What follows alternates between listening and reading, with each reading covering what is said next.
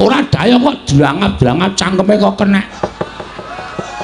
Sak penae dhewe ora. Lho, iki ngapa Bagong kok ucul klambi, ngetoke tatoku. Waduh. Endi tatomu iki? Nang lengen iki. Ula kok ngubet gelas. Kuwi gambar apotek kuwi. Apotek nggo tuku bios nggo bios. Cengelmu ki wae. Gong ora ngawur gong men aku emosi aku.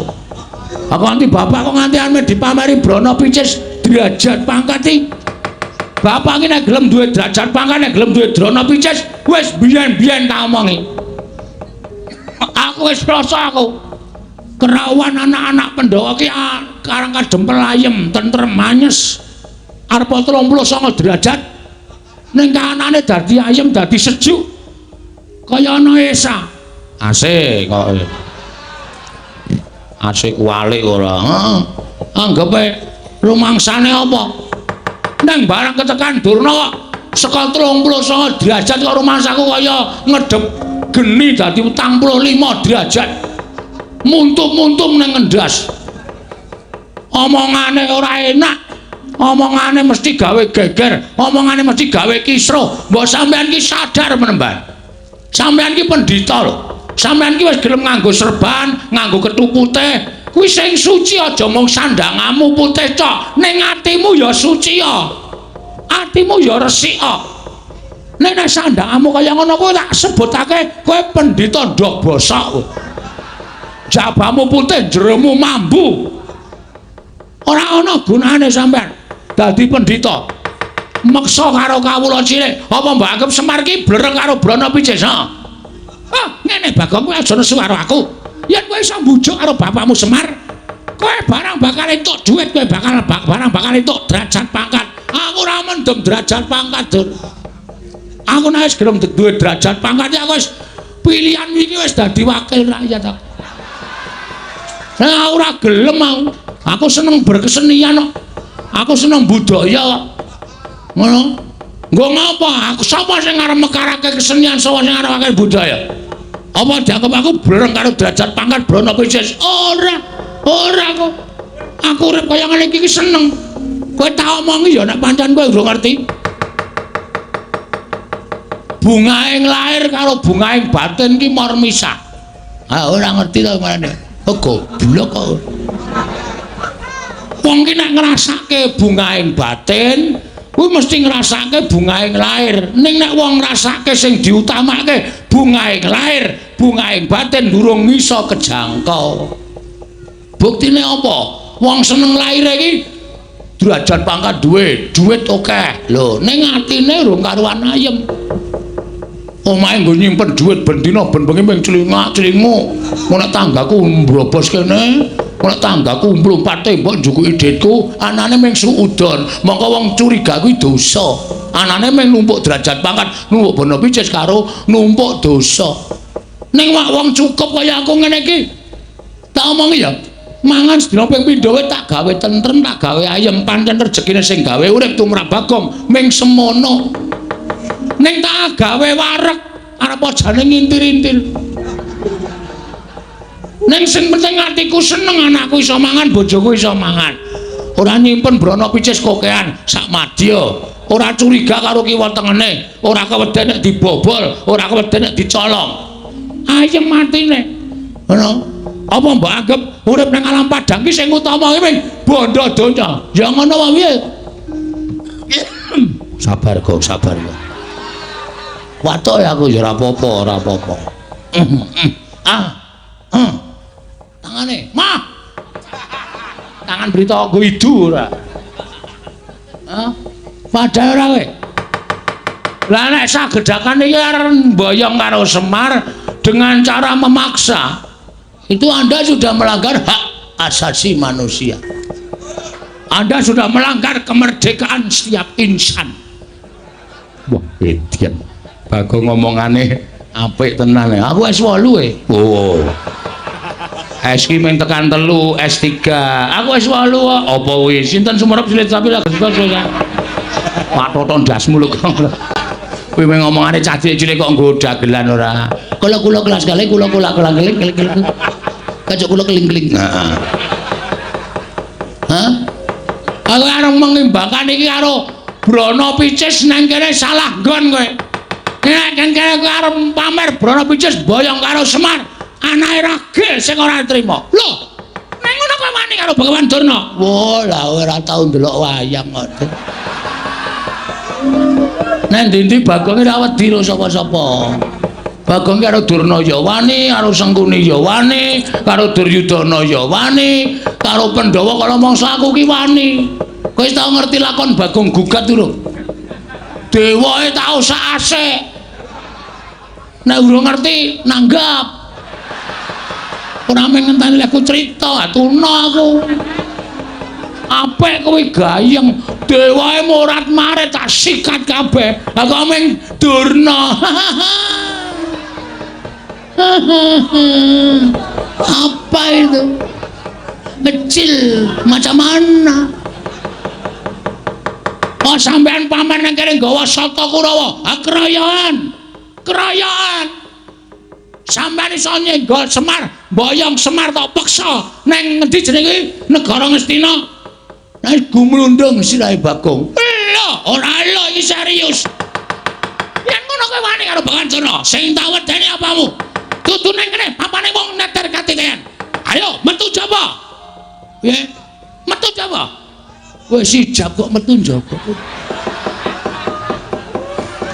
Rugi. Oh, wis muhrim kok. Anggo ngapa dedet-dedet gong tampil dasmu lho kowe. Cangkem elek ora. Kuwi mbok yo sing apik ora. Kowe ngapa sing ngajari ya kowe ya. Bahane iki kan sing ngajari kowe. Nek ora ditokke sanggon-gon ora. Lah kuwi malah kurang ajar kuwi. Ditokke sanggon-gon kuwi. Ora yo ngregeti ta. Oh, tahu Wahyu Widayat. Ngerti urung? Urung aku. Nek Pak Widayat pemain ketoprak ngerti aku. Gawe Pak Widayat sing judulnya Bu Marsida kae to. Udu kuwi.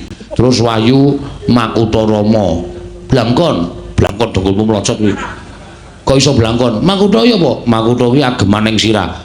Rama bapak. Agemane bapak ning sirah ya apa? Blangkon. Ning udu Wahyu blangkon.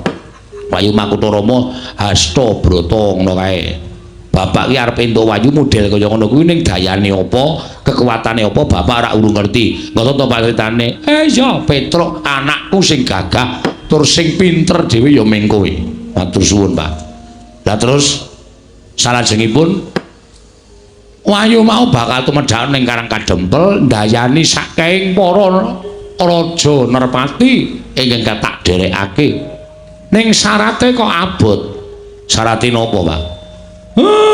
Syarat sing kudu tak lakoni, aku kudu nglumpukke pusaka 3 cacahe. Mongko pusaka mau ora pusaka baen-baen. Pusaka pepethinganing jagat ingkang kudu rawuh ning Karang Kadempel. Yen ora iso nglumpukke pusaka 3 mau ya ora bakal impen mau kababar dadi kasunyatan Ponokawan. Kok gawe marem. Wiwit aku ngomong wong tuane nganti tekan peputra mongko wis gagah-gagah. Lah kok iki malah padha pating gruduk rawuh mrene Nalagareng.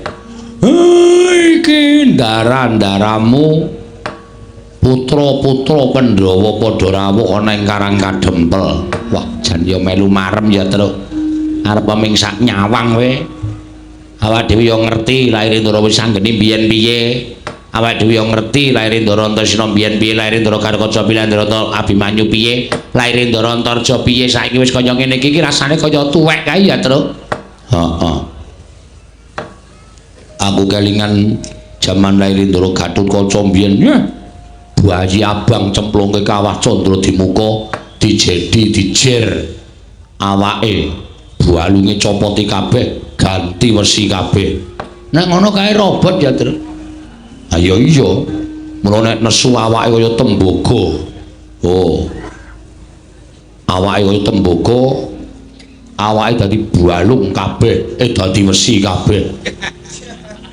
Balung pak wesi, Tru. Dadi wesi kabeh. Barang yo le omong kleru ora ya entuk wae. Aku kelingan lair Ndara Antaséna biyen. Lho, kowe ngerti to, Gong? Ngerti. Sesar kuwi. Mula ora wonge gleleng to kalung usus.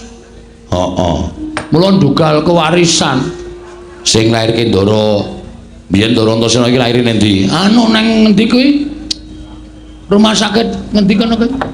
Rumah sakit ngendi kuwi iki mung gawane ngarang kok. Ndara Antasena iki lair ora dingerteni sapa-sapa, ngerti-ngerti goleki bapakne. Kuwi neng lakone. Ora kon durung lair sak. Kuwi ran jaman semono ora nunggu. Heeh. Wong kene wis cetha kok ya mesana sing nyetel HP ya terus. Ha iya. Ya wis ben karang ya kesenengane dhewe-dhewe kok. Heeh. Oh, Kaisro ting ding ding ding. Mongko ya do duwe HP ya pamer apa ya? Ora ngerti aku. Ndara, wilujeng rawuhipun. Kakek Semar slamet tekaku, bektiku katur ya, Kek. Kula tampi dawa sami-sami Ndara Antasena wilujeng, Den. Ya Kakek Semar slamet tekaku. Aku ngaturke bekti ngersane Kakek ya, Kek. Wilujeng, wilujeng. Kula tampi Ndara Garukaca wilujeng. Ya. Siwa Semar slamet tekaku. Aku ngaturke bektiku katur. Nggih, kula tampi, kula tampi. Ndara Antarja ya slamet. Aku ngaturke bektiku katur. Siwa Semar. Nggih kula tampi. Ndara Abimanyu. Iya. Siwa Nayantaka slamet tekaku aku ngaturke bekti. Siwa. Nggih kula tampi. Ndara Wisanggeni bekti kula Den. Iya nala garing tak tampa pangestuku tampanana. Ndara Antasena bekti kula katur. Ya nala garing tak tampa pangestuku tampanana. Ndara Garukaca Ndara Antarja bekti kula katur. Ya nala garing tak tampa. Ya nala garing tak tampa. Ndara Abimanyu bekti kula nggih Den. Ya nala garing tak tampa. Ndara Wisanggeni bekti kula, Ndara Antasena bekti kula, Petruk tak tampa, Petruk tak tampa. Ndara Garukaca Ndara Antarja bekti kula, ya Petruk tak tampa, ya Petruk tak tampa. Ndara Abimanyu bekti kula nggih Den. Ya Petruk tak tampa pangestuku tampanana. Ya gong gentenan. Ndara Wisanggeni Ndara Antasena Ndara Garukaca Ndara Antarja Ndara Abimanyu ngaturaken bekti kula kunjuk. Kok dirotone ngendhandake wektu. Meng ngaturke pambagya setengah jam dhewe. Iya, Bagong tak tampa pangestuku tampanana. Ya Bagong tak tampa pangestuku tampanana. Ya Bagong tak tampa pangestuku tampanana. Ya Bagong tak tampa pangestuku tampanana. Ya Bagong pangestuku tampanana. Ngandel ora ming pangestu ta? Ora ana sing kecret sithik-sithik. Bagong ya sapa-sapa dijaluki, sapa-sapa ditembungi ora. Wong kaya kebangetan ora. Nun sewu. Lah kok janur gunung kadingaren rawuhipun Ndara-ndara kula lancur-lancur Pandhawa menika keparengipun Kakek Semar Blaka Suta wae satemene ingkang nganti lawan kadang-kadangku kuwi aku. Sampean iya. Lah sebabe Kakang Antasena nalika semana tak kanthi saka Ngrandu Gombala, Kakang Garukaca tak jujul ning Pringgondani. Kakang Antarja tak jujul marang Jangkar Bumi apa dene Kakang Abimanyu ya tak pethuk marang Tanjung Anom. Panggriyen. Sampeyan kok nglumpukke anak-anak Pandhawa rawuh mriki niku wigatosipun mung bakal padha tak kandhani Mitra Sasmita ingkang tak tampa, Kek. Aku kuwi ngimpi. Lah kok impenku mau banget gawe bombong ati ning Wisanggeni. Aku weruh Kakek Semar kuwi mangku Sang Hyang Candra gumebyar cahyaning Kakek Nayantaka. Wekasan sapa ingkang cedhak lawan Kakek Semar? Kaperbawan marang dayaning sunar ingkang metu saka angganing Kakek Semar. Wekasan dadi ayem, tuwin dadi tentrem. Atine ingkang padha nampa sarta antuk sunar ingkang metu saka raganing Kakek Nayantaka. Saka petunganing Wisanggeni, Kakek Semar bakal nampa kanugrahaning Wang Mahanasa. Mula entuk ora entuk sawaning para putra iki bakal ngempek kamukten ingkang bakal tinampa dening kakekne Semar.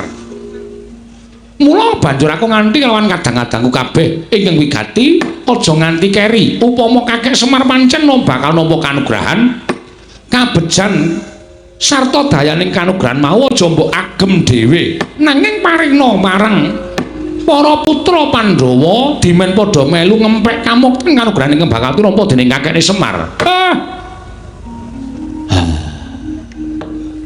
Cah cilik kok pintere Raja Majam. Aku ki duwe anak cilik wae petuke Raja Majam. Sapa, Pak? Ah, ya kowe kuwi.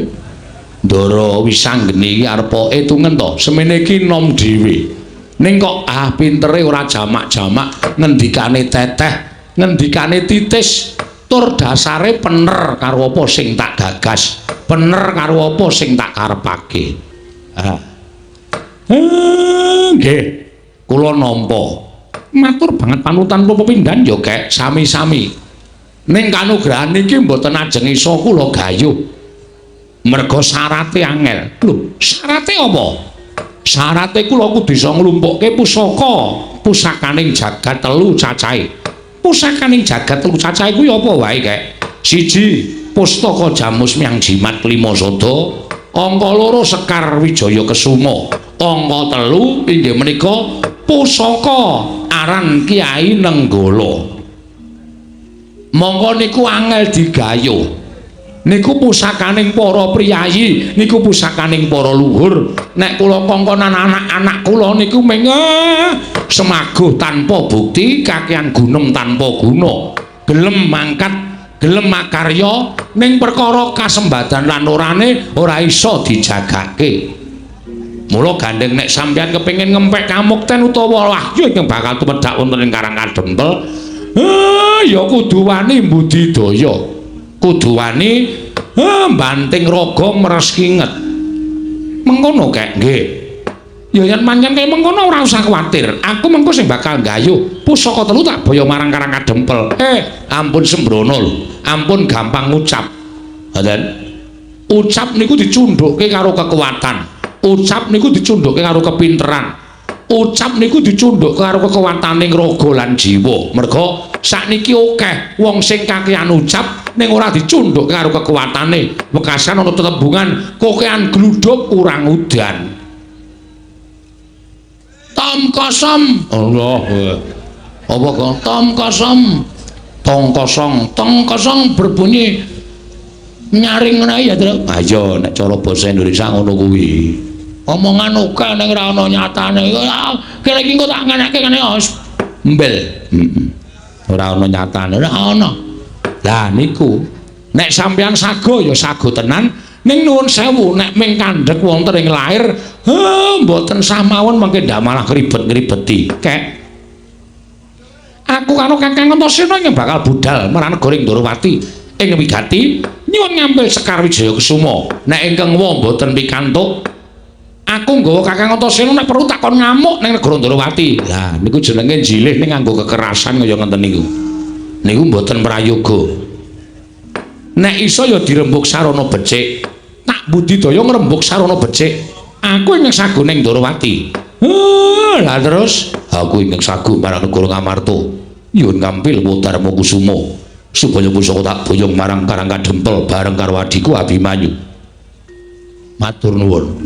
Lah sing teng Mandura nek pancen aku dipercaya aku tak budal ning Mandura. Siwa Semar, aja kuwatir.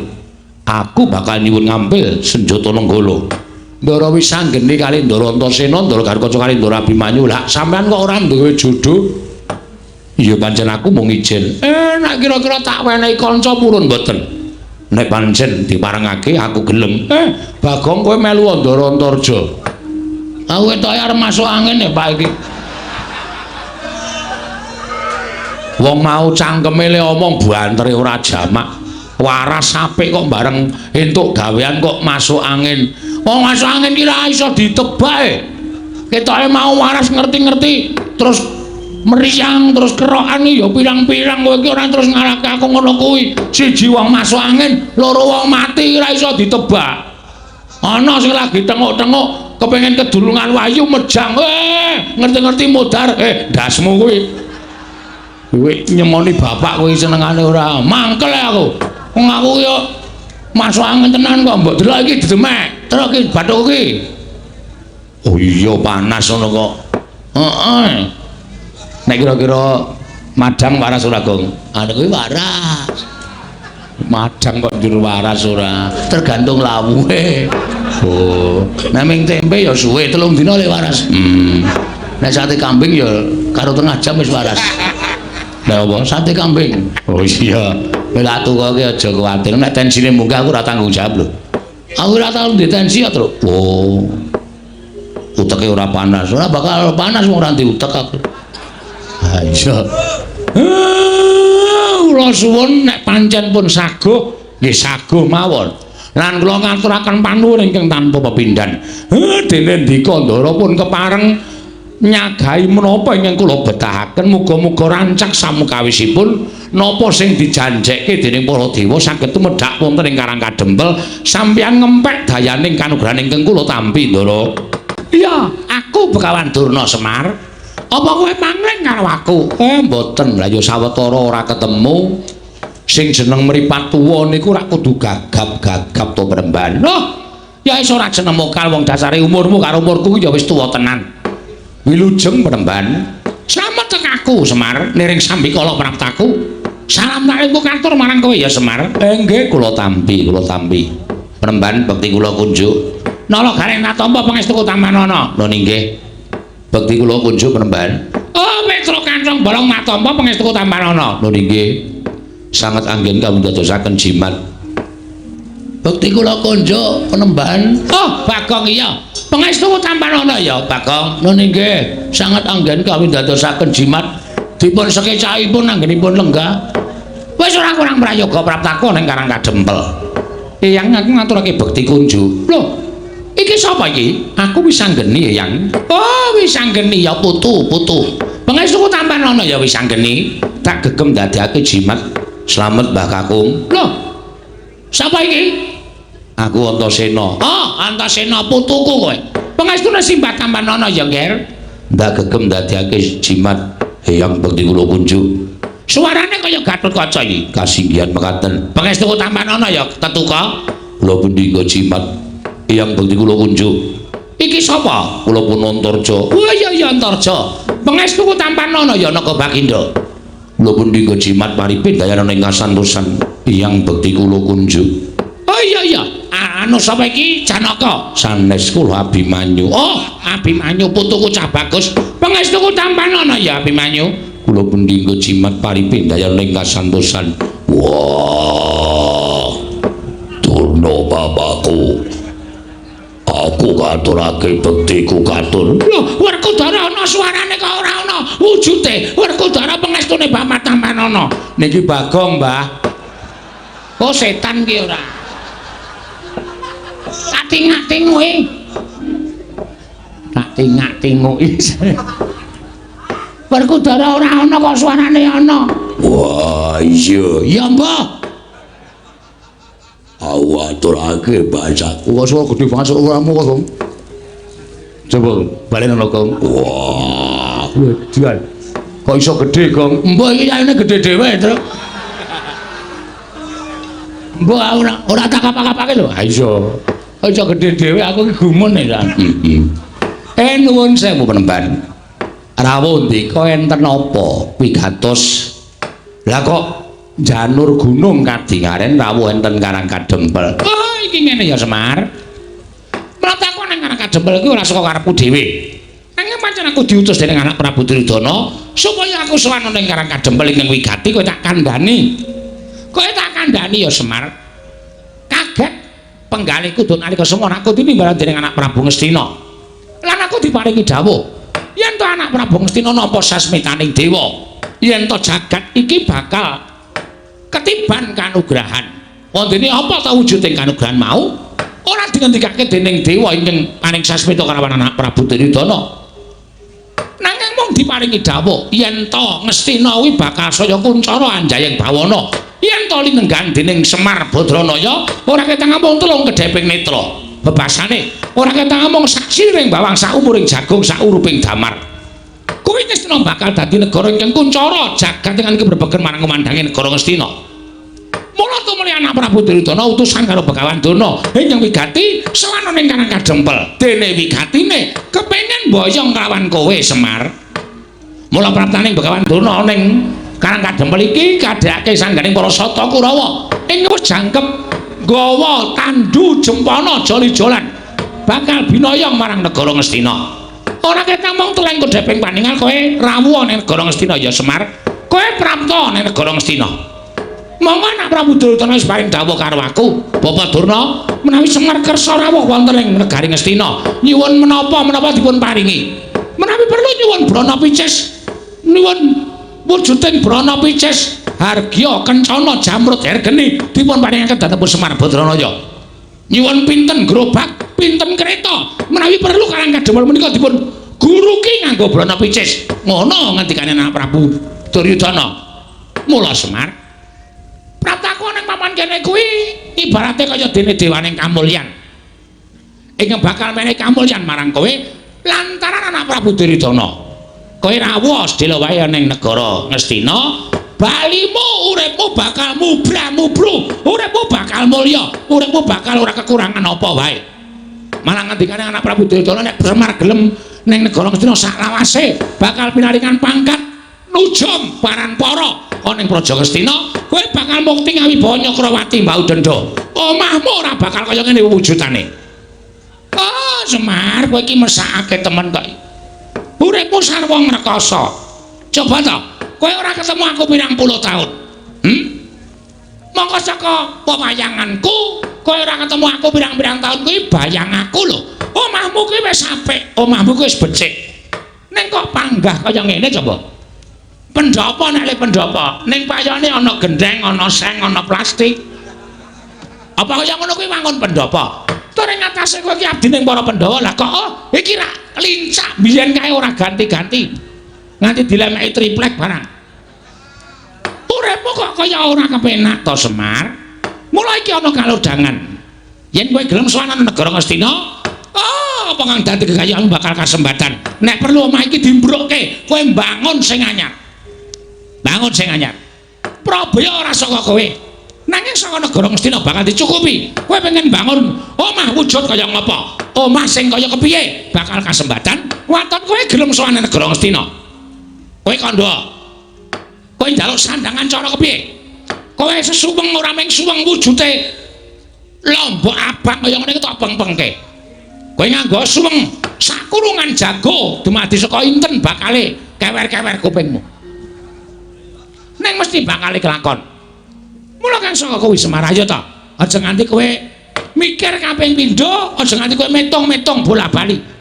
Iki kalau jangan kowe entuk kamukten. Kowe entuk kamukten. Nek yen kowe ora gelem tak boyo marang negara Ngastina. Oh, Semar. Anak Prabu Duryudana wis paring dawuh karo aku, Bapak Durna, sagedhakan menika panjenengan boten saged boyong dhateng Semar Badranaya. Ginanipun menapa panjenengan kula sembah? Ginanipun menapa panjenengan dados pujang kaning negari Ngastina? Ginanipun menapa panjenengan kula sembah-sembah minangka guru kula? Mboten wonten ginanipun. Menawi namung boyong Semar kemawon panjenengan boten saged ateges Durna menika namung pendhita ingkang boten wonten nyatanipun. Buktinipun kawon kaliyan Semar Badranaya.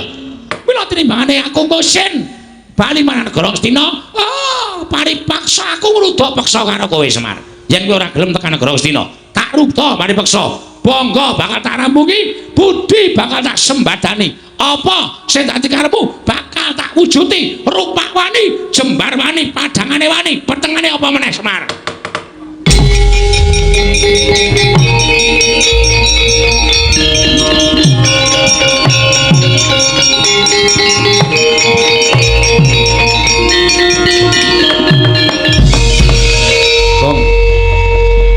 Mlebu omah kok cucul jarik katokan training ngono maksude piye? Ora ngerti aku nek nesu ngene iki to. Oh, mergo nek kebelet meng kari plotrok. Dengkulmu mlocot ora. Saya terus meneng saya terus tak mangsuli Durna. Oh iya, iya. Kok kaya ora kepenak omongane. Ora kepenak nggon ngendi? Kok arep jiat karo Semar, arep maksa karo Semar ya anggape dhek iki nang kene iki apa? Ya bener nang negara Ngastina iki dhek iki pujangga. Nang Ngastina dhek iki wujude guru ning para Kurawa. Nang Ngastina dhek iki pendhita. Nek nang kene iki dhek iki daya, kudune ngurmati karo situan rumah. Ora daya kok drangap-drangap cangkeme kok kenek. Sak penake dhewe ora. Lho, iki ngapa Bagong kok ucul klambi, ngetoke tatoku. Waduh. Endi tatomu iki? Nang lengen iki. Ula kok gubet gelas. Kuwi gambar apotek kuwi ya. Apotek nggo tuku bios, nggo bios. cengelmu ki wae. Gong ora ngawur gong men aku emosi aku. Aku nganti bapak kok nganti ame dipameri Brana Picis derajat pangkat iki. Bapak iki nek gelem duwe derajat pangkat nek gelem duwe Brana Picis wis biyen-biyen tak omongi. Aku wis krasa aku. Kerawan anak-anak Pandhawa ki karang kadempel ayem, tentrem manyes. Arep 39 derajat. Ning kanane dadi ayem, dadi sejuk. Kaya ana Esa. Asik kok. Asik walik ora. Heeh. Anggepe rumangsane apa? Nang barang ketekan Durna kok saka 39 derajat kok rumangsaku kaya ngedep geni dadi 45 derajat. Muntum-muntum nang ngendas. Omongane ora enak. Omongane mesti gawe geger, omongane mesti gawe kisruh. Mbok sampean ki sadar menemban. Sampean ki pendhita lho. Sampean ki wis gelem nganggo serban, nganggo kethu putih. Kuwi sing suci aja mung sandangamu putih tok, ning atimu ya suci ya. Atimu ya resik kok. Nek sandangamu kaya ngono kuwi tak sebutake kowe pendhita ndok bosok kowe. Jabamu putih, jeromu mambu. Ora ana gunane sampean dadi pendhita. Meksa karo kawula cilik, apa mbok anggap Semar ki blereng karo Brana Picis? Ah, ngene Bagong kowe aja nesu karo aku. Yen kowe iso mbujuk karo bapakmu Semar, kowe barang bakal entuk dhuwit, kowe barang bakal entuk derajat pangkat. Aku ora mendem derajat pangkat, Dur. Aku nek wis gelem duwe derajat pangkat ya aku wis pilihan iki wis dadi wakil rakyat aku. Nah, ora gelem aku. Aku seneng berkesenian kok. Aku seneng budaya kok. Ngono. Nggo ngapa? Aku sapa sing arep mekarake kesenian, sapa sing arep akeh budaya? Apa dianggap aku blereng karo derajat pangkat Brana Picis? Ora kok. Aku urip kaya ngene iki seneng. Kowe tak omongi ya nek pancen kowe ora ngerti. Bungaing lahir karo bungaing batin ki mor misah. Ah ora ngerti to ngene. Oh goblok kok. Wong ki nek ngrasake bungaing batin, kuwi mesti ngrasake bungaing lahir. Ning nek wong ngrasake sing diutamake bungaing lahir, bungaing batin durung iso kejangkau. Buktine apa? Wong seneng lahir iki derajat pangkat duit akeh. Lho, ning atine urung karuan ayem. Omahe nggo nyimpen dhuwit ben dina ben bengi ping celingak-celingu.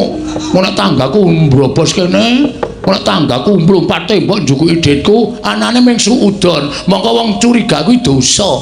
Anane ming numpuk derajat pangkat, numpuk Brana Picis karo numpuk dosa. Ning wong cukup kaya aku ngene iki. Tak omongi ya.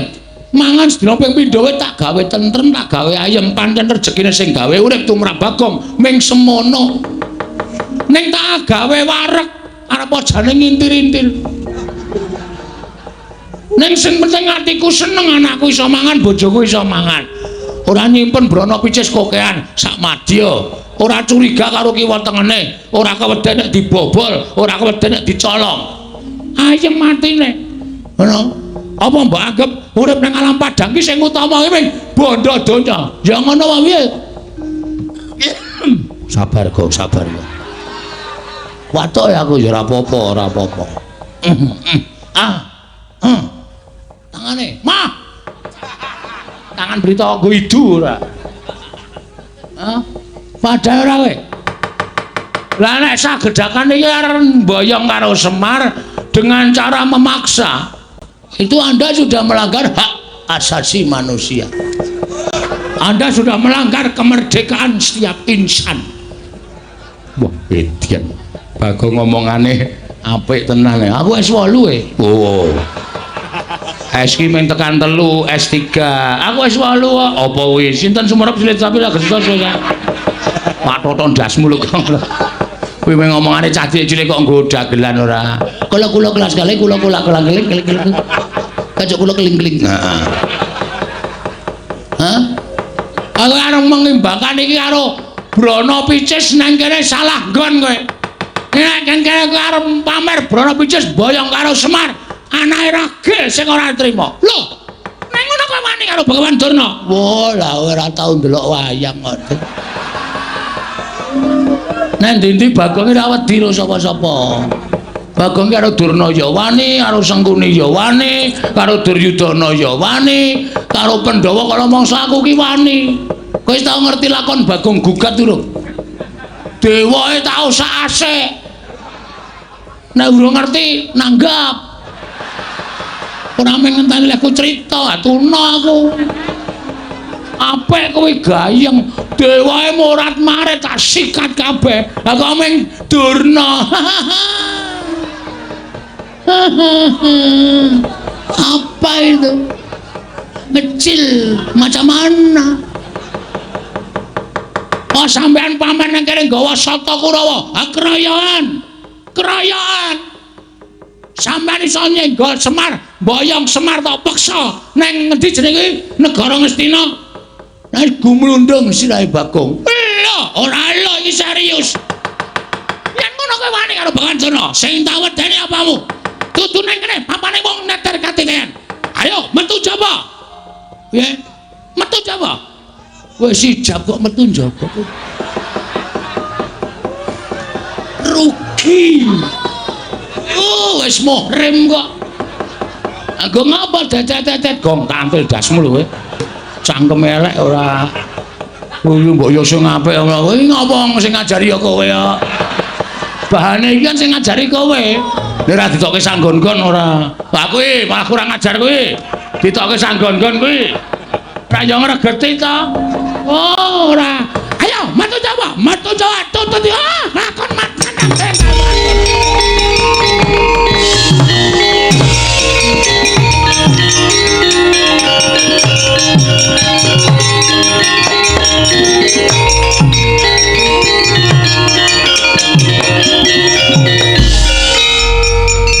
pancen cah siji iki pancen demit.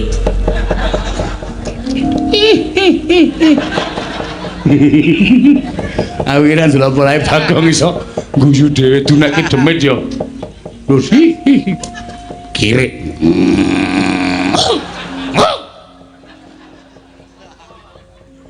Ngapa ya, Pak?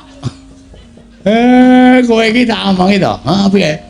Maksudmu kene mau piye? Lho, melindungi Bapak. Aku ki ora arep ngopo-ngopo. Nek iso ana rembug dirembug, ana perkara dirembug sarana bedamen. Lah kok mesti kowe iki gawe geger, mesti gawe rame.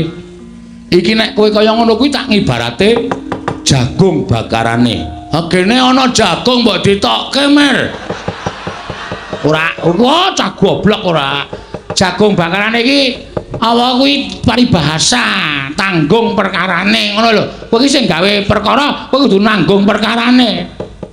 Maksudnya aku mungsuh Durna piye? Kowe sing gawe perkara ya kudu wani nanggung. Oke. Meng Durna kok pancen aku niat kepengin olahraga asine. Nandingi Kurawa. Gong Kurawa iki arep kaya ngapa digdaya-digdaya lho Le. Ora wedi aku. Lah terus kowe arep sing ngertok ndelke sapa? Ha iki ngapa iki do sing pendeli iki? Wo setan iki ora. Mulane kok kendeli ra jamak-jamak. Nek ora ana iki aku ya meneng wae. Gandeng ana nom-noman iki gunane apa? Mula aku terus gleleng to menano apa jenenge sambil menyelam minum air. Tegese piye kuwi? Main ketok nek Bagong kendel. Ora ngerti nek sing tak tantangke iki piyai-piyai iki. Mangke tak aku ditonton wong semene kok Bagong gleleng tenan jane ya nul. Pancen wedhus tenan. Mbek, mbuh. Ora caturan. Ndara Antasena. Piye, Kek? Niki anak kula Bagong. Batur sampeyan wis goleke gawean. Nyuwun ngapunten nggih, Den, ora apa-apa. Gong, nun. Kowe wis tuwa, leren ngaso. Kula tak tandangane. Krungu ta kowe? Niki nom-noman sing tanggapi ngene iki. Bagong kowe rasa melu-melu Kurawa tak tandangane. Ndara Gatotkaca pancen jos. Bagong rasa melu-melu tak tandangane Bagong. Wah, Ndara Antarja nyos. Mengko kowe lingguhan karo aku, Bagong.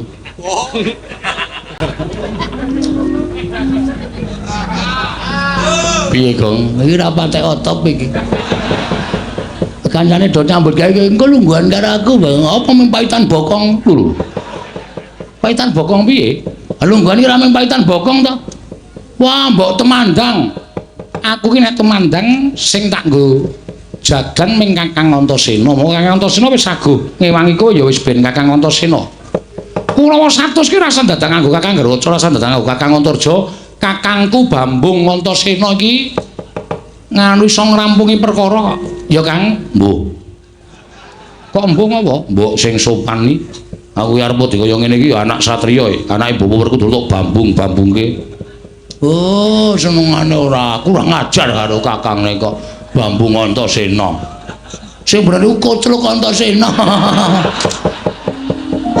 tendhangi raine ra matur nuwun nggih Den nek pancen kaya ngoten ampun nganti kesemyoke ngaradan kawula kula pengamuke Kurawa sing didhawuhke Begawan Durna mangke mang tambak teng jabaning rangka karang kadempel njaluk pamit joge njaluk pamit Siwa Semar mula pono kawan padha ngembelo sirahe gleleng pacake blangap-blangap ucapi kemewat kaya ngregem jimat kaya ning dalan Resi Abang jebul didombani karo Antasena Pakde Surtayu pancen kepara nyata aku minangka dadi wakiling anak-anake kakene Semar sing kakene Semar ora kersa diboyong marang negara Ngastina mula pepundhen Kurawa ora usah dadak meksa aja jiat gedene gawe geger karang kadempel nek nganti wani gawe rusak kanan karang kadempel aja nglakon dosa Antasena sing ora trima tantrimane Antasena aku yang saguh gawe srana mbubarake para sata Kurawa lho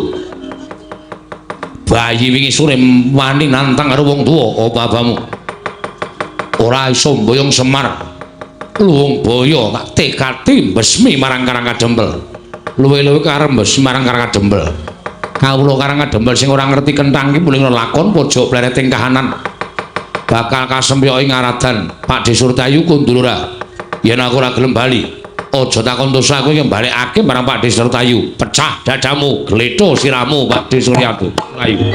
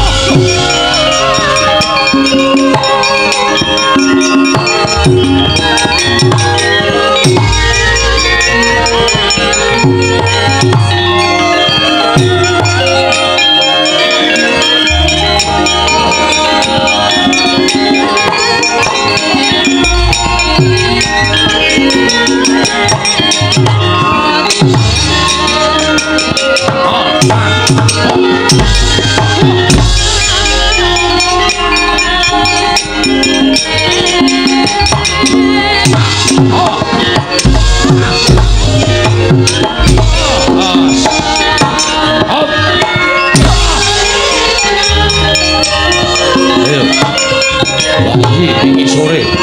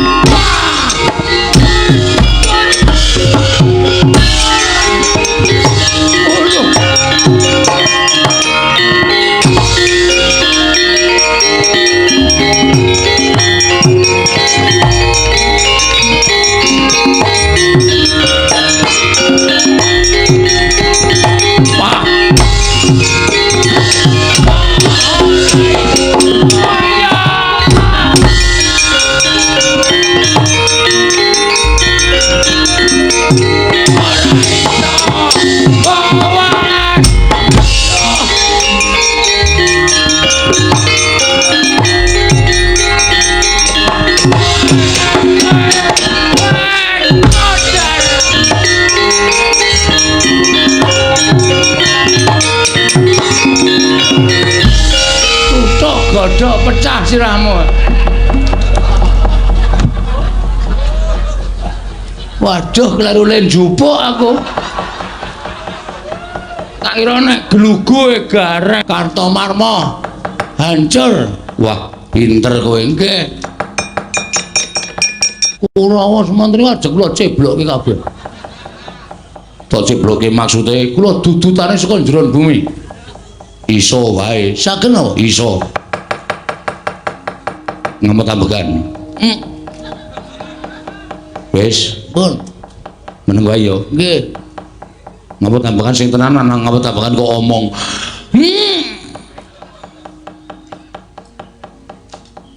Wis melek. Wah, sampean nang pundi, Den? Aku ning awakmu. Terus men ketok kowe temandang karya kowe tak njingi. Oh, terus kowe ngopo-ngopo iso perang menangan, tamani tumbak ora apa-apa, tamani godo ora apa-apa. Yen lumrah kowe arep ambles bumi ya iso. Carane ngampet ambegan terus batinmu nyuwun ambles bumi.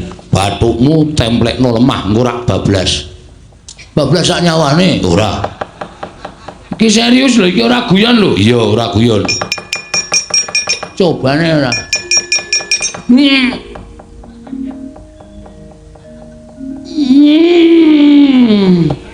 Piye kok ora wani? Engko nek sampean ngapusi kula semenang. Tenanan. Bagong iki satama lho, ora basa karo aku. Basa ngapa? Kowe rene arep gawe geger kok dadak tak basani. Jaluk Semar Badralaya, bapakmu kene. Tendangane ora. Pendhita macam apa kuwi? Pendhita marmeksa karo Semar Badralaya. Ora sanyumbari karo wong tuaku. Satama keduga glindhingke sirahmu. Piye? Satama keduga glindhingke sirahmu. Biyen Bagong wong ora-oranmu. Saiki urung karuan. Kowe iso ngalahke Bagong, bumi langit tangkep pecah sirahmu. Pangko tayone legane atiku.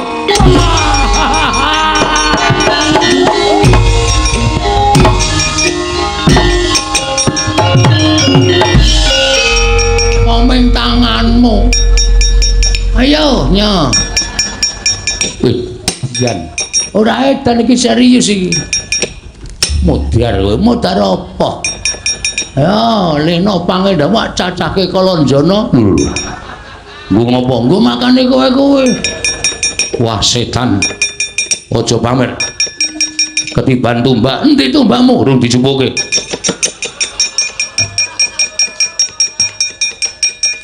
Tiban tumbak jebol dadamu nganti iso gawe mbledos wetengku bumi langit tangkep. Ayo ungalno dadamu nya. Udan mletik metu genine kandhane mula aku ora nggawa rek.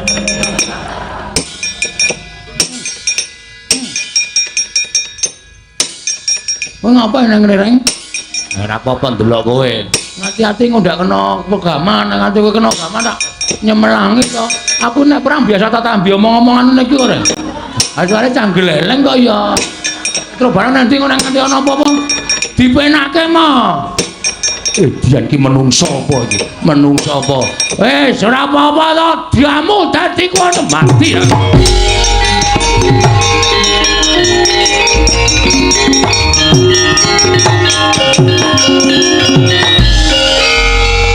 Kok ngleleng kowe, Wer?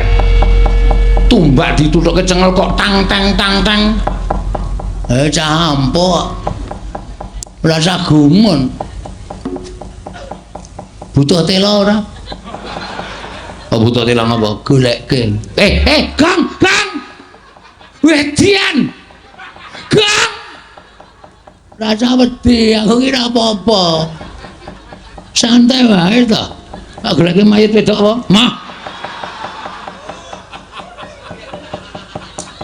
Mayit kok wedok, wah bocah kok nglelenge ra jamak-jamak. Ono-ono lho kaleng. Bagong. Bagong apa? Bagong kok iso ambles bumi? Ora sanggumun mergo dinjingi karo adiku. Adi sampean Dimas Antasena. Ora setan iki. Mbok kula dinjingi ta? Nggih. Mbok kula dinjingi men ampuh kaya Bagong. Iso wae. arep kok pamer kaya Bagong. Nggih, ngusah asik Kurawa. Merem. Merem kok malah mlirik. Niki kira ya. Oh. Karo wong tuwa kok. Merem. Wis merem. Ngamet-ambekan.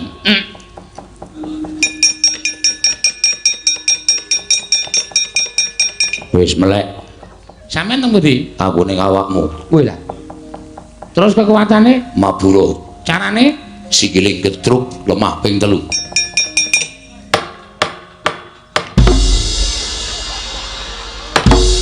Niki enten kampase mboten niki. Kok banter banget kok nek nabrak apa-apa? Batinmu muni mandek. Leleng sae. Wah, sapa kae sing etok?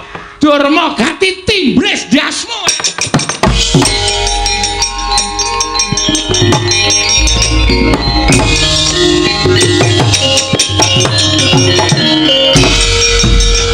Biar. Wah, geleleng tenan. Padake sembetengan.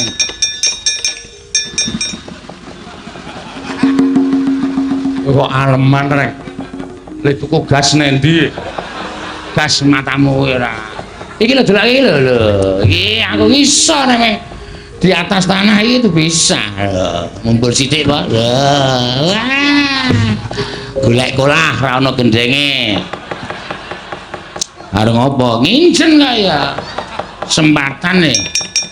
Weh lah Bagong ngampuh gareng ngampuh.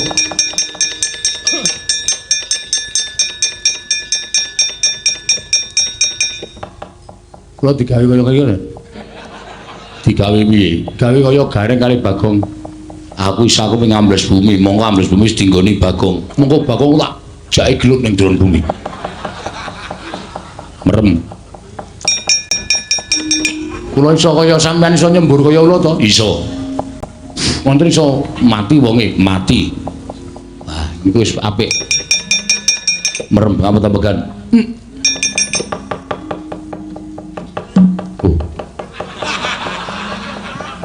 Ojo endo. Nek arep dingslupi aja endo. Kene ora tau endo. Kene anane ping pasrah kok endo. Sampeyan iku sing selak kesusur. Wis. Wah, ayo. Ora usah semelang, Petruk. Aku ki putune Diwaning Ula, nggih. Kowe narep nang ndi iso, ning banyu ya iso, merambat tuwit ya iso.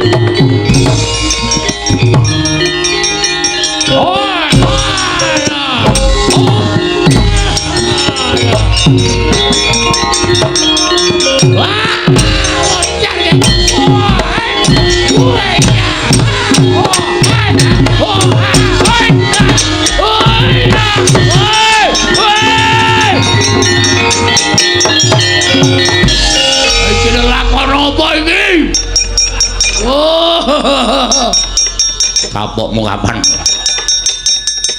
Semangkean. Ayo Kurawa gelem bubar apa ora?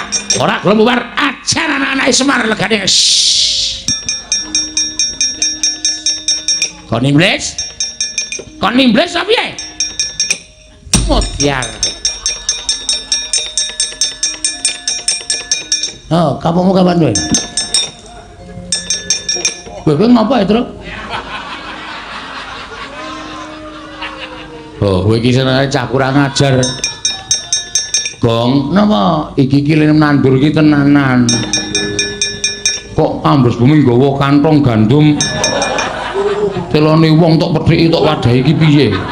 Engko nek panen nek jebol rak wis ra ono telone to. Kowe engko tak kei to. Wah, aku nek carane ngono kuwi gah aku. Wah, gah Gong, aja baleke Gong. Wis kowe ra sampe santai wae to, kowe ra sampe melu pokoke butuhe kowe engko tak kei. Jeneng aku rawan iki. Gong wae wae. Oh, wah kandhane kaya ngono. Dok gelut neng bumi sing weruh ya sapa? Wayang kok menganimasi. Waduh, iki piye aku dipendem sak dodo iki. Apa mu kapan kowe? Balik iki, Gong. Balik iki ora semangkean ora. Ayo, Patih sengkone ora nekuk penjalin golek dalan nyangkal putung gawa para sata Kurawa. Wow, konangan gareng timbles saka ndir kantor.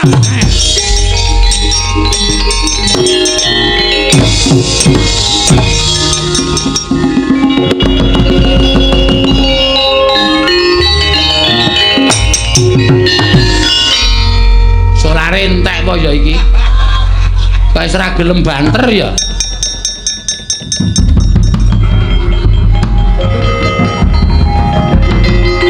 Wah, kabulatore reget iki ya. Suara-suarane mak blok. Man. Piye? Dicebloke sadodo, Mas. Ceblok kira sapa wah sampeyan nek ngerti gila. Bagong ambles bumi, Petruk ambles bumi, Gareng mapur. Medeni, Mas. Bagong ki ambles bumi. Nggih. Iki nek ati iso diceblok. Anggere ana mak sendul kudu mencolot, nek ora mencolot iso diceblok karo Bagong. Ngatur-atur wani atas ya tak jinjing ya. Ngono.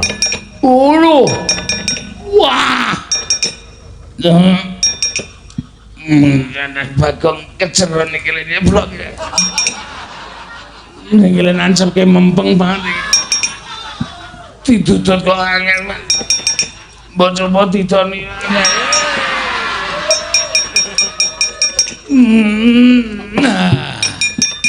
Aduh. Lega aku. Sampeyan ki wong tua to. Ngerti tandur lagi diceblok kok dijeboli. Mbok nek tukul njaluk. Antel mencelat kowe. Sembetengan. Mlayu wae. Selak diceblokke meneh.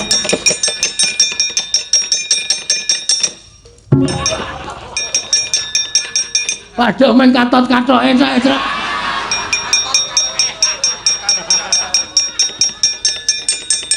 Demet. Gege karepe dhewe. Patih kok katoke ditarik. Untung lobok. Dadi ora sak wonge.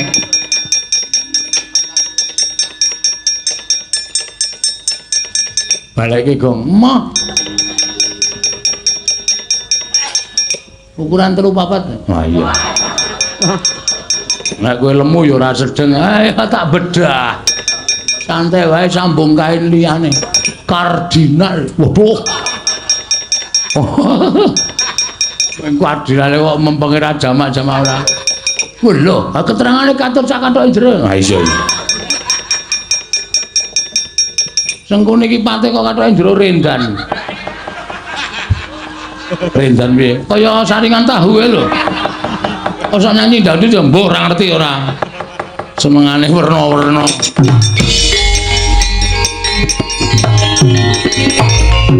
Nek ora dibantu karo ndara-ndara Kurawa mesti sineng kene ya rek mesti.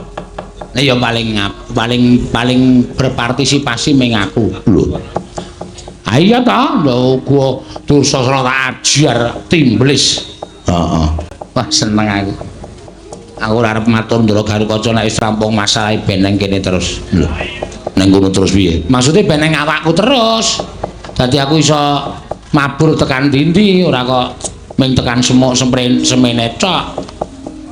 Nggih to isih kowe gleleng lho nek mabur. Apa terus? Oh. Sikilmu kaya ora tekle. Tanganmu kaya ora sikilmu ora kaya becik, tanganmu ora kaya tekle, mripatmu kaya ora kira nek mabur. Kok karang yo gleleng tenan kaya aku iki. Piye? Rusak kok terus pisan. Kabulatore jeblok. Woi. Sing duwe abur-aburan wis minggat. Mula aja sok pamer. Ya. Kowe ora iso mabur, aku tontonan tetep iso. Piye, Kang? Sing iso ambles ya wis metu kok. Terus mbok ya wis. Ha iya, akeh lho bapak malah tindak mrene. Ayo engko bapak arepe wis sing diutus sapa rak ndoro-ndoro ki samakta ing gati sawika ing dene terus. Matur nuwun nggih, Den. Pun damel padhang kahanan Karang Kadempel. Ndara Antasena, kula tak nagih kesaguhan sampeyan. Aku mangkat karo adikku Wisanggeni, kek ora usah kuwatir. Ndara Gatotkaca kula nagih kesaguhan sampeyan. Aku bakal budal karo Abimanyu, aja kuwatir, Siwana Yantaka. Ndara Antarja kula ya nagih kesaguhan sampeyan. Aku bakal budal nadyan ijen sowan Womandura. Ngestu padha dawing Siwana Yantaka. Muga-muga sami lebda ing karya. Mboten manggih setunggal menapa kelakon panjangkanipun ingkang ngabdipun Semar. Aku budal dina iki Siwana Yantaka. Aku mangkat dina iki Siwana Yantaka. Aku mangkat dina iki ya kek bareng karo Wisanggeni. Ingkang atos-atos nggih ndara-ndara kula mugi-mugi saged kasembadan.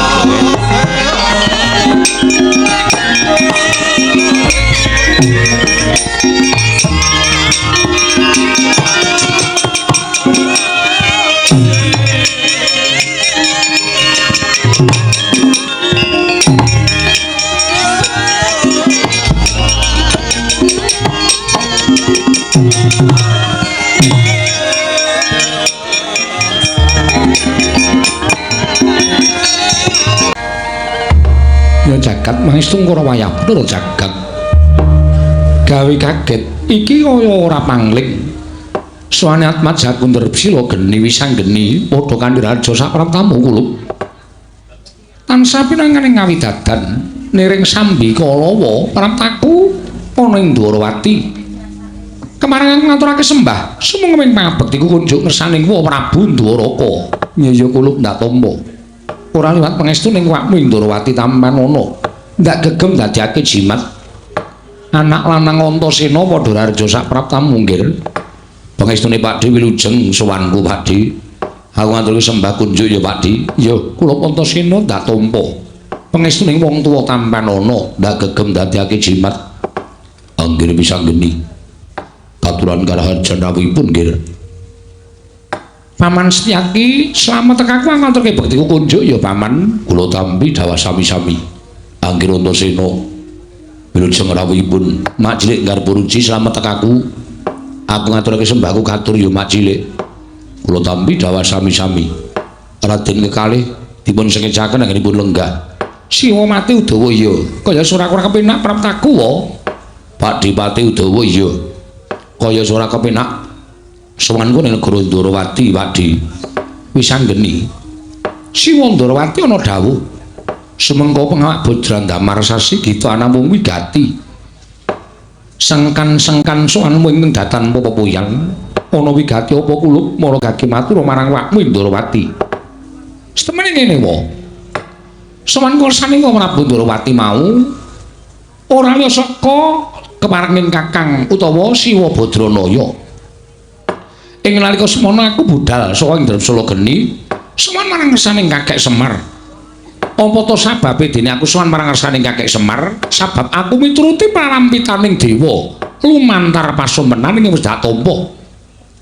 Mula ora aneh yen to dina samengko mbuh bener mbuh luput, mbuh cocok mbuh ora. Yen to Karang Kadempel utamaning kakekne Badranaya bakal antuk kanugrahaning dewa.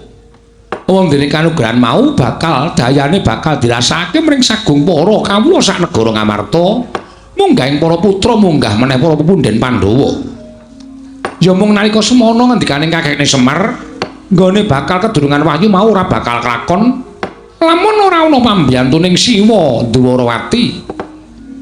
Ora ana pambiyantuning wakmu ing Dwarawati tegese piye nggih? Merga saratra ing ngendikake dening kakekne Semar bakal lakon penjangane gering Bayu Wahyu mapan ning Karang Kadempel. Lamun Karang Kadempel tinunggon pusaka 3, 1 Pustaka Jamus Lima Sada, angka 2 Sekar Wijaya Kesuma, angka 4 Pusaka Kyai Nenggala. Katelune kudu mapan ning negara utawa ning Karang Kadempel.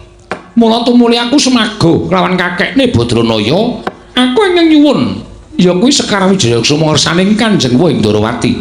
Mula wae Sowan kowe iki malih-malih apa? Tanur kejaba mung mbok menawa ana mulunging penggalingmu Prabu Ndarawati dina samengko Sekar Wijayakusuma bakal ndak suwun ndak boyo marang Karang Kadempel wa Ndarawati. Kresna sinayeng manggelung mintonaken Dewi Kramanira kanggo mitir kang mitraning astaning asta jagat wasane ku Bathara Wayah-tara jagat wisanggeni aku ngrumangsani Tanata Ndarawati kuwi ora ketang sithik tau nampa pangudanging Kakang Semar tau tate nampa dimong dening Kakang Badranaya nanging mbok yo aja banget nggone ngasorake marang drajating Tanata Ndarawati ing atase pusaka ing winastan Sekar Wijayakusuma kuwi pusaka kadiwatan ora ana wong liya ingkang diwenangake ngasta kejaba Tanata Ndarawati lha kok dadi Kakang Semar mung kepengin gayuh kanugrahan wae lha kok dadak nganggo syarat srana wujuding Sekar Wijayakusuma lha gek utusan marang nom-noman kaya kowe lan Antasena ya to yen pancen mengko aku maringake pusaka mau bakal mbok aturake marang Kakang Badranaya nanging jiwaning muda kuwi laduk wani kurang keduga yen to nganti tok gunake bab ingkang ora prayoga apa ora jeneng kapitunan mula bab perkara iki aja kok enak sarta aja mbok anggap gampang nggone pun bakal maringake Sekar Wijayakusuma iki bakal akeh pitunganing nata ing Ndarawati mula sing gedhe pangapura ya wisanggeni yen sira swanana ing negara Ndarawati bakal nyuwun ngampil senjata wujuding Sekar Wijayakusuma aku ora ngeparengake mula kowe bali marang ngersaning Kakang Semar matur ingkang terwaca marang Kakang Badranaya yen Sekar Wijayakusuma ora bakal sowan marang Karang Kadempel wisanggeni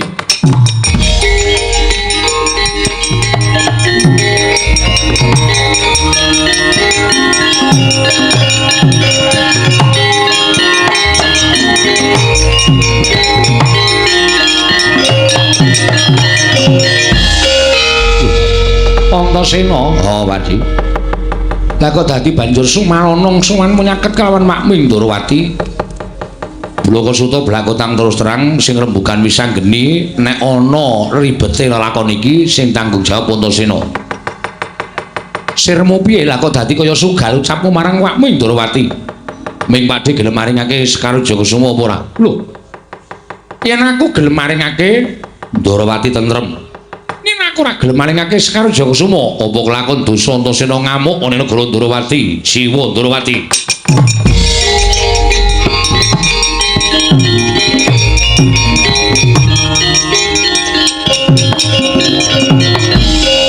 Setyaki sirama nganggo tirtaning kesabaran aja kaya ngono Setyaki Kanjengipun bocah nom dumeh dugal kuwarisan dumeh ndugal kuwarisan nom-noman ora nganggo petung ora nganggo tata krama sakapinake dhewe nggih sampeyan nyumbari ajeng kawi geger negara Ndarawati nek ora krungu Senopati Ndarawati mboten napa-napa nek krungu Senopati Ndarawati niki dadi tanggung jawabe Satru Ingkar Boruji ingkang paman pun Setyaki menawi angger Antasena badhe damel geger negari Ndarawati krana Kanjeng Prabu mboten maringaken Sekar Wijayakusuma ajangipun mboten wonten ing pundi-pundi namung wonten dadanipun Senopati Ndarawati metu njaba le tak jajale kaya apa kekuatan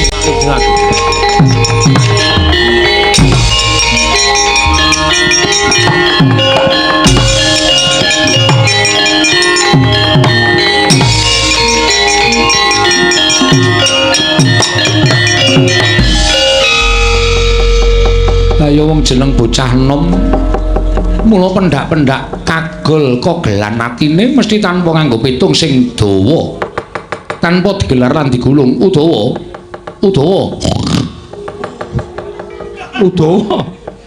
lah kok dadi kaya ngono lho patih kok nganggo tata krama lho untune malah gathuk barang patih kok untune kerot udawa wonten timbalan lah rak ngono to senengane nyuwun pangapunten sinuwun. Tatan para kawula aja nganti kasempyoki ngarat dan aku ing bakal misah ing padha kejegan kula semanggaken Setyaki leren aja kaya bocah cilik Dimas Garep Boruji.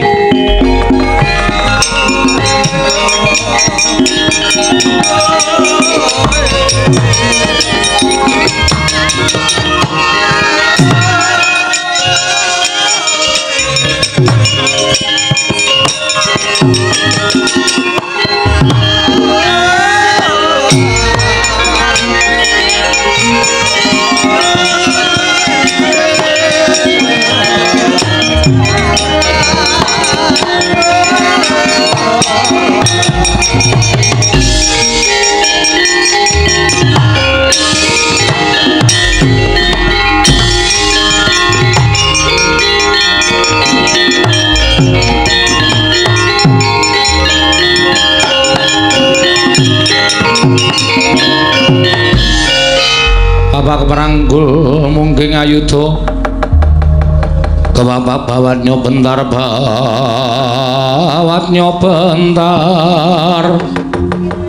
kebabaknya mungging alogo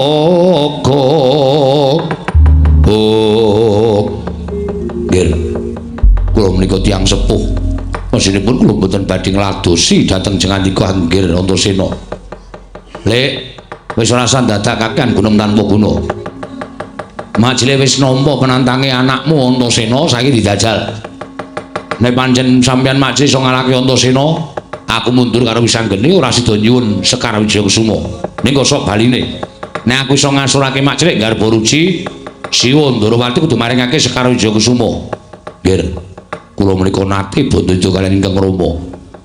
Kula mboten kawon. Nadyan nuwun sewu dipun mestani kawon ning kula mboten trima ati kula tetep mestani menawi kula dereng kawon apa meneh namung majanipun anake kaya sampeyan rasah ngatoske banyu ngembukke watu ayo dijajal rek nang kene kaya apa aku sing kalah jroning boto itu monggo kula ladosi ning aku njaluk ngapura nek aku neranyak karo Makcik garba ruci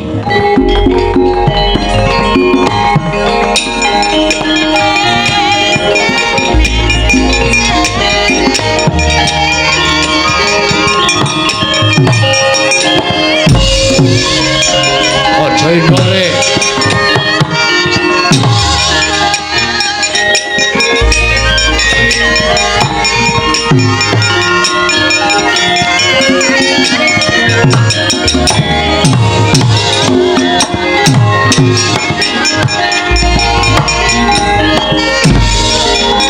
wah geleng tenan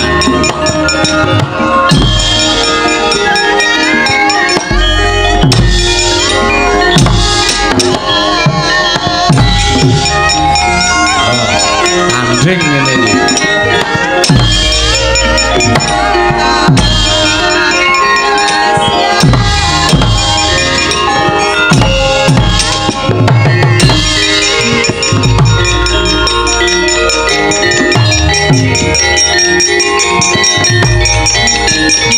yo ayo Jaki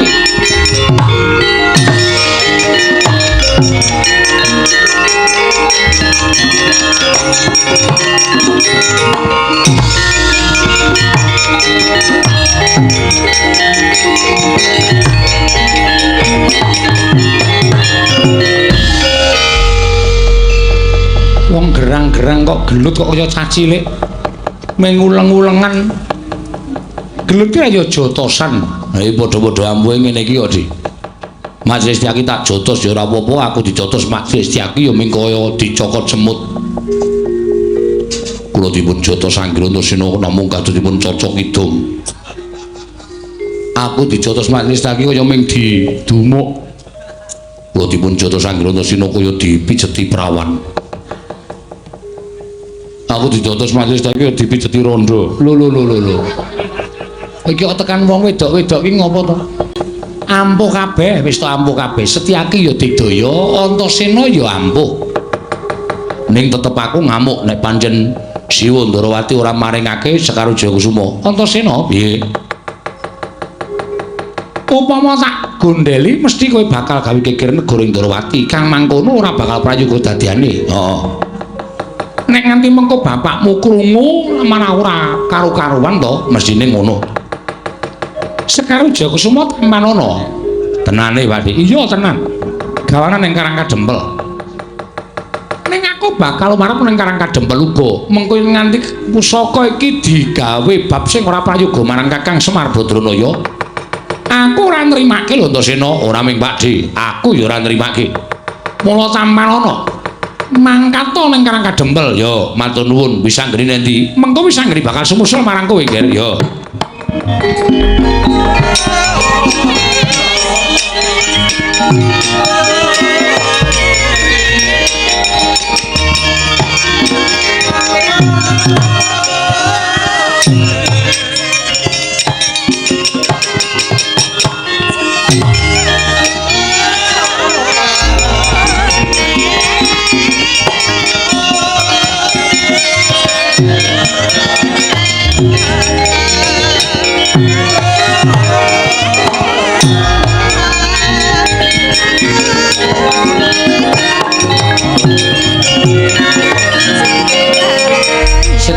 Wonten timbalan setemene sadurunge wis anggene Antasena ki mau sowan Siadi ndak kanthi prapteng Datulaya saya temung bakal ndak kanthi pirembugan berembagan babagan perkawis menapa pasumenan ingkang ndak lakoni ingkang ana gandeng cenenge kelawan Kakang Semar Badranaya lah kok jebul ingkang pinaringan sasmita dening para dewa ora ming pun Kakang dhewe nanging klebu anak-anak Pandhawa uga pinaringan sasmitan dening para Jawata mekaten Setyaki wonten timbalan tumbun negara paduka Kanjeng Prabu badhe tedhak dhateng pundi aku tak nglapat lakune anakku lanang sakarone kuwatir ing atiku ya sing tak kandhake ngarep jiwa muda kladok wani kurang geduga mbok menawa Sekar Wijaya Kusuma dienggo bab sing ora payoga aja nganti aku ing kapitunan lha ngaten sembah kula ingkang ndherekaken Jengkar Paduka titip negara Setyaki nggih ngestaken dawuh Prabu Iwa Semaranggenipun badhe kepengin nanggayu kanugrahan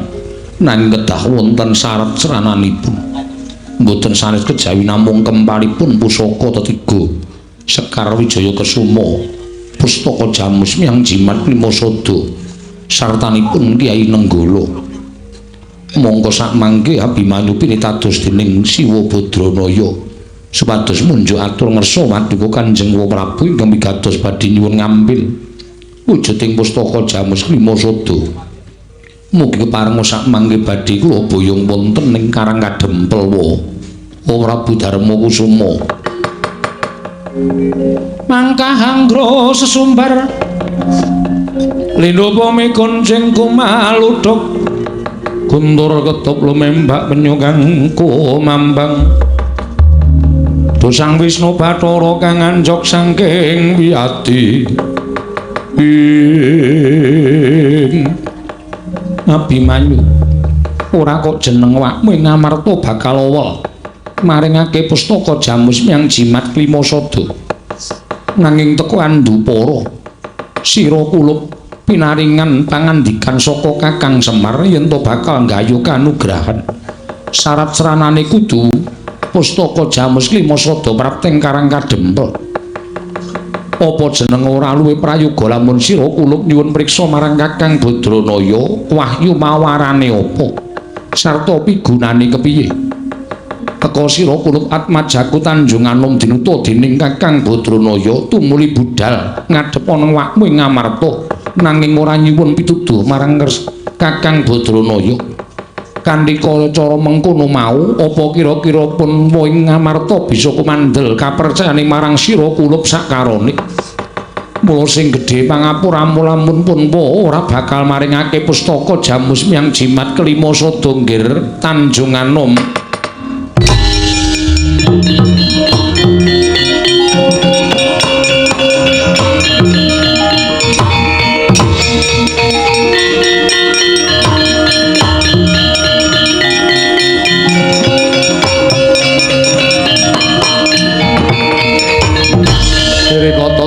Gatut Kaca tinon mapakarga suta tekapira Kresna kulup tetuka ana ponggir teka sajak ora prayoga kang dadi atinira kulup Gatotkaca nuwun pamunten po sampun dados kesaganipun ingkang putra ing Pringgondani bilih sowan kula wonten ngersanipun Kyai Semar Badranaya kula kedah pikantuk damel mila samangke Gandeng Patuwa Prabu sampun paring dawuh mboten badhe maringaken pustaka Jamus Miang Jimat Klima Sada kula nyuwun pamunten tinimbang samangke Garukaca menika dipun wastani satriya ingkang boten saged ngugemi dhateng menapa ing sampun dados kesaganipun paripaksa nadyan kula dados ndeking pangamun-amun bebasan putung kabandemna remuk kasawurna kula mboten badhe kesah saking negari Ngawarta Prabu Patuwa Prabu mboten kepareng maringaken wujuding pustaka Jamus Miang Jimat Klima Sada. Wah.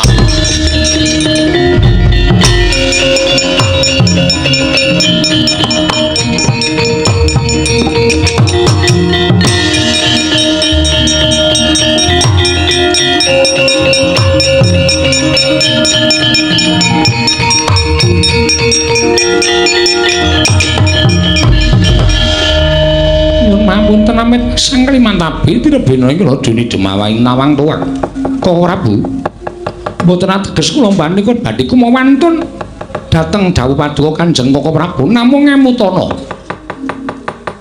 Kakang Mas Yodipati ingkang samangke tumuli mulasara dhateng atmajanipun semanugi Kakang Mas Madukara ingkang kanwandi ugi boten badhe gesek karena menapa ing dipun tindakaken dening Kakang Mas Yodipati menapa mboten saru dinuling atasipun tiyang sepuh kalian putra sami regejegan Doh nyono cerak nyono sami mestani menawi kula warga Pandhawa menika mboten rukun Koko Prabu kinarya nyahak tuwin kinarya nyupet dhateng raosanipun para kawula dhateng para Pandhawa miwah atmajanipun mbok inggih turta malih Kyai Semar Badrana menika slaminipun kula menika srawung kalian Kakang Semar mboten nate tumindak goro utawi ujar lelamisan.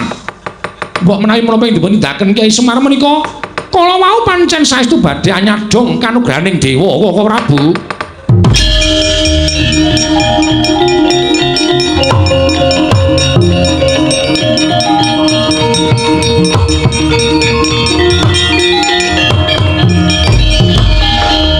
Sedewa wonten timbalan Yata yen pancen kaya mengkono Dimas nanging tak jaluk Siadi aja mung kandhek ning pangucap. Tegese Siadi wani matur kaya mengkono kudu wani tanggung jawab. Mangke menawi wonten geseng ngrembak Kyai Nayantaka. Jangga kula kinarya lintu Koko Prabu gantinan pustaka Jamus Klima Sada paringna marang Gatotkaca lan Abimanyu.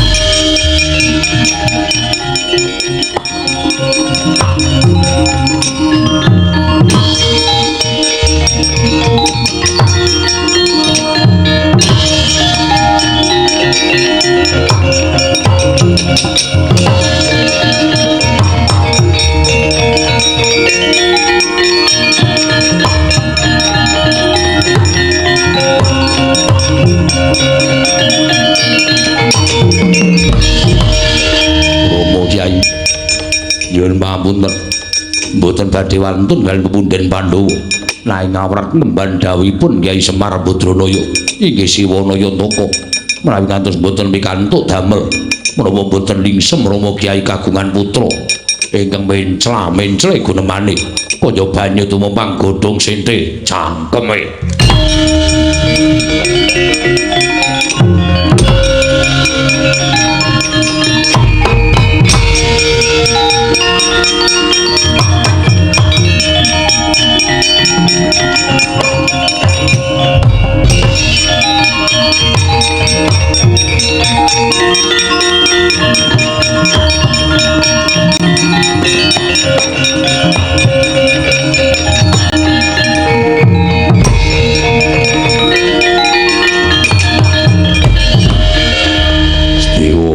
Wonten dawuh minggira ora sudi aku duwe anak wani karo wong gerang. Nun sewu Kakang Mas. Kula ngemban dawuh timbalipun Koko Prabu Darma Kusuma mbarep kakangku dawuh piye. Gatotkaca pinaringan pustaka Jamus Miang Jimat Klima Sada. Wah, kuwi tenan nggih. Menawi ngantos kula dura sampun ngantos beja gesang kula. Yen pancen ana dawuh saka mbarep dawuhna karo anakku. Wah, janji kok dinggo salah gunake dening Gatotkaca apa dening Abimanyu aja lakon dosa. Aku dhewe sing bakal matrapi paukuman lawan kowe. ngestaken dawuh Paduka Rama Kyai Kartoca wonten timbalan. Pustaka Jamus Klima Sada tampanana. Nanging wanti-wanti pitungkasing pamanmu. Nggih, kemareng Paduka Paman. Sak budalmu tekan Karang Kadempel, Kakang Mas Jodipati lan Kakang Mas Arjuna ingkang bakal tutwuri marang lakune anak lanang Pringgondani kula aturi paringaken Paman.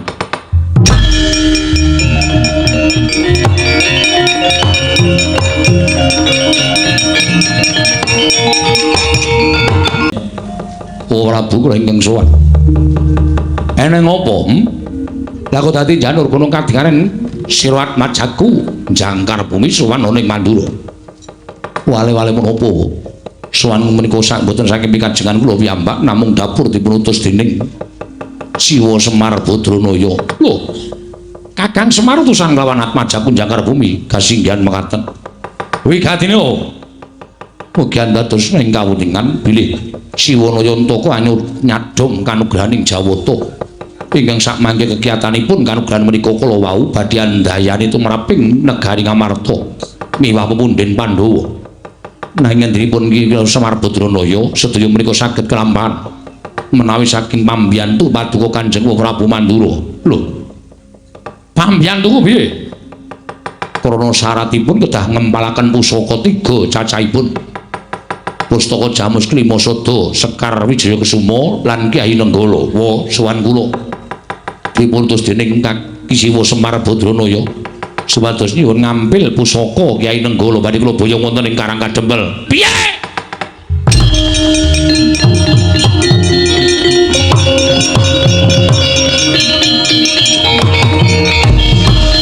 Ayo binatang paresmaning jajalan sukertane baune iblis lanat.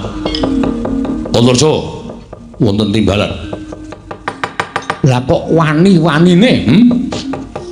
Kowe kumo wani matur yen bakal nyuwun ngambil Kyai Nenggala. Ngerti ora? Yen pancen kowe durung manut, yen pancen kowe durung ngerti. Pusakaning Baladewa kuwi wujude loro, kodrat karo wiradan. Sing kodrat mapan nang epek-epek Baladewa aran Kyai Nenggala, sing wiradan jenenge Kyai Alugara. Lah kok dadi Semar nyuwun ngambil Kyai Nenggala iku padha karo moteng-moteng tangan itu. Baladewa iya. Iki ora bakal bisa digawa dening sapa wae. Iki mapan ning jeroning kulit sak jabaning daging. Cetha yen to Semar Badrana bakal ngrusak marang negara Mandura. Ngilih Kyai Nenggala padha karo ngilani jajane Baladewa Pati.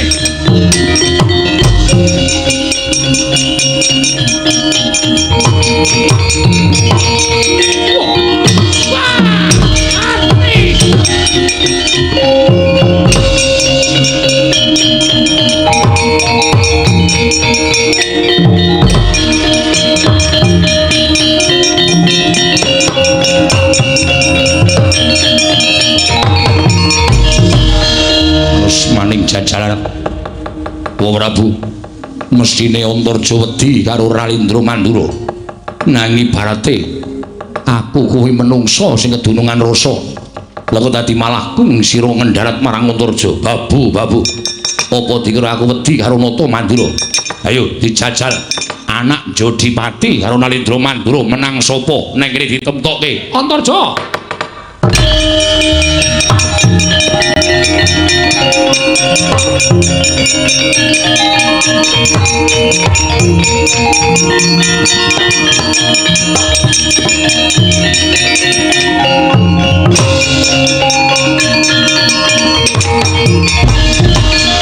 Kresna, inggih Kakang Prabu.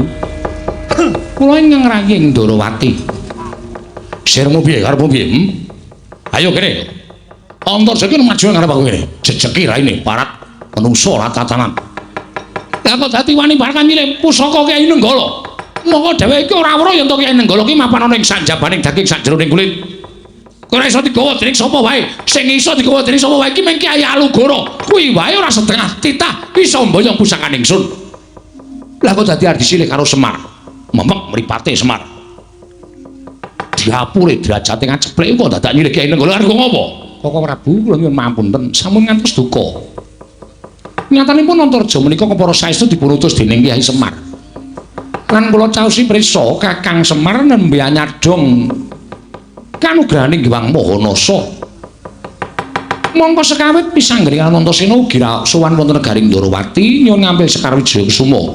Oh lho, inggih. Lah terus kembang to paringke. Kula paringaken mergi menawi mboten Antasena ngamuk. Tumunten ngabaring ing kula tampi Gatotkaca kaliyan Pun Abimanyu nyuwun ngambil pustaka Jamus Klimasada. Lah terus ugi dipun paringaken ngambil dening Kyai Prabu Darmakusuma. Tiga pusaka menika dados syarat srana tumurun ing kanugrahan. Ing angka 3 pusaka Mandura Kyai Nenggala. Lah Nenggala iki ora iso dicopot saka Baladewa. Nenggala ki tememplek. Tememplek ana awake Baladewa. Ora iso dicopot lan ora digawa ning sapa bae. Menawi ngaten Koko Prabu ngedharawu wonten Karang Kadempel. Nggih. Koko Prabu ngedharawu wonten ing Karang Kadempel. Menawi upami mangke Kakang Semar Sembada pikantuk kanugrahan sak mboten-mbotenipun Koko Prabu pikantuk dayaning kanugrahan. Ngono Kresna. Inggih Koko Prabu. Yo, ayo aku manut karo Kresna.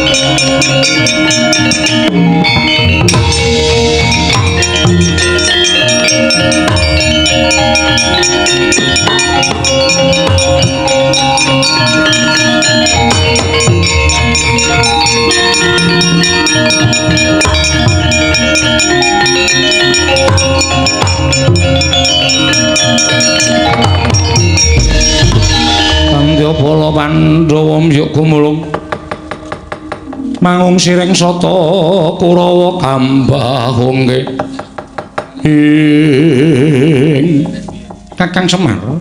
Kula Den apa pancen kepara nyata ature anakku Ndrepsila Geni Wisanggeni kawan apa dene Antasena. Leres mekaten matur nuwun pun paring ngambil Kembang Wijaya Kusuma. Iya Kakang. Kakang Semar apa bener kang dadi ature anakku pringgondani apa dene Tanjungana. Mboten geseh. Kula sing dawuh, kula sing nyuwun tulung sami sowan teng negari Ngamarta. Matur nuwun pun paring ngambil pustaka Jamus Miang Jimat Kliwasada. Kakang Semar apa kepara nyata? Leres Darantarja to. Iya. Lah pun di pusaka Nenggala. Yen ora saka kareping Baladewa pusaka Nenggala ora bakal bisa wal saka karepe Baladewa. Mong sekedap kok niki nggo jangkep syarat srana reruba pepanggil. Aja nganti gotang kaya ngeten iki Ndara Baladewa.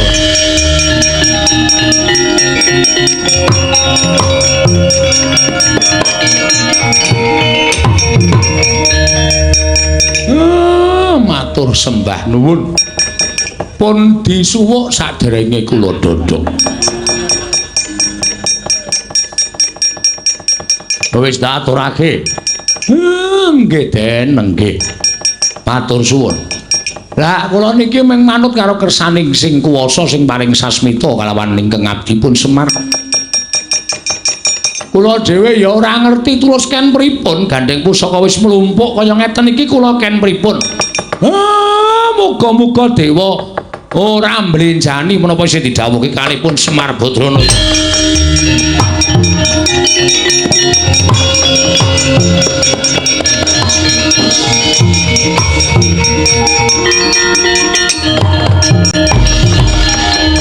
tadet saliuran sak nginggiling karang kadempel tumunten mendung angen danu satemah peteng dedet karang kadempel dumadakan ana kilat ingkang nganyigar punang mendung biar padang trawangan sumunar jumlorot saking dirgantara tumedhaing wayu katentreman mapan wonten ing karang kadempel andayani tentreming negari Ngamarta Mandura miwah Ndarawati tetunggalan manunggal dados sajuga